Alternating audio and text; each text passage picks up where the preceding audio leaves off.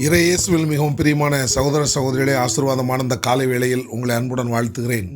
இந்த நாள் இனிய நாளாக அமைய புனித மத்தேயு எழுதிய நற்செய்தி அதிகாரம் 8 இறை வசனங்கள் 28 முதல் 34 வரை உள்ள இறை வார்த்தைகளை இன்று நாம் தியானிக்கிறோம். இன்றைய நற்செய்தி பகுதியில் ஆண்டவராகிய இயேசு கிறிஸ்து தீ ஆவி பிடித்த மனிதனுக்குள் இருந்த அந்த தீ ஆவியை அவர் வெளியே விரட்டுவதையும், இந்த செய்தியானது அந்த ஊருக்குள் செல்வதையும் நாம் பார்க்கிறோம். அந்த செய்தி ஊருக்குள் சென்றவுடன் ஊர் மக்கள் அநேகர் புறப்பட்டு ஆண்டவராகிய இயேசு கிறிஸ்துவை சந்திக்க வந்தார்கள். அவ்வாறு சந்திக்க வந்தவர்கள் நியாயமாக பார்த்தால் அவருடைய காலடியில் விழுந்து அவர்களுடைய ஊரில் உள்ள ஒரு மனிதனுக்கு இயேசு செய்த நன்மை நிமித்தம் அவருக்கு நன்றி சொல்லி மகிழ்ந்திருக்க வேண்டும், அல்லது அவருடைய பாதத்தில் வீழ்ந்து கிடந்திருக்க வேண்டும். ஆனால் அந்த மக்களோ அவ்வாறு செய்யாமல் இயேசு கிறிஸ்துவை தங்கள் ஊரை விட்டு போய்விடுமாறு கேட்டுக்கொண்டார்கள்.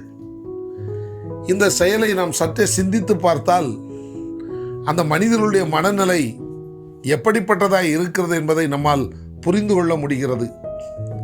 ஆமென கருமையானவர்களே, அவர்கள் செய்த இந்த செயல் நம்முடைய உள்ளத்திற்கு மிகுந்த வேதனையை தருகிறது என்பதில் எந்த விதமான சந்தேகமும் இல்லை.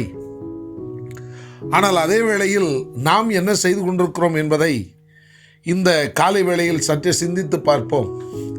பெற்றுக்கொள்ள வேண்டியதை இயேசு கிறிஸ்துவிடத்தில் பெற்றுக்கொள்கிறோம்.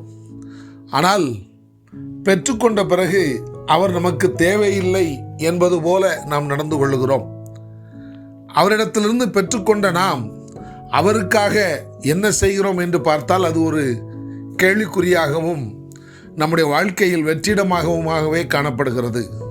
ஆமென கருமையானவர்களே, இந்த அருமையான காலை வேளையில் நன்மைகள் பல செய்த அந்த நல்லவருக்கு நாம் செய்திருப்பது என்ன என்பதை சற்றே சிந்தித்து பார்த்து நம் வாழ்க்கையில் என்னென்ன விதங்களில் அவரை திருப்திப்படுத்த முடியுமோ, அவரை மகிழ்ச்சியடைய செய்ய முடியுமோ, அவருக்கடுத்த நன்மையான செயல்களை நம்மால் செய்ய முடியுமோ அதை செய்வதற்கு நாம் முழு முயற்சி செய்து நன்றியுள்ள கிறிஸ்தவர்களாக வாழ்வதற்கு முழு முயற்சி செய்வோம். ஆம் அன்பார்ந்தவர்களே, இப்படிப்பட்ட ஒரு அர்த்தமுள்ள வாழ்க்கை ஆண்டவராகிய இயேசு கிறிஸ்துவுக்கு நம்மீது அதிகமான பிரியத்தை ஏற்படுத்தும் என்பதில் எந்த விதமான ஐயமும் இல்லை. இந்த இனிய சிந்தனையுடன் இந்த நாள் இனிய நாளாக அமைய உங்களை அன்புடன் வாழ்த்துகிறேன்.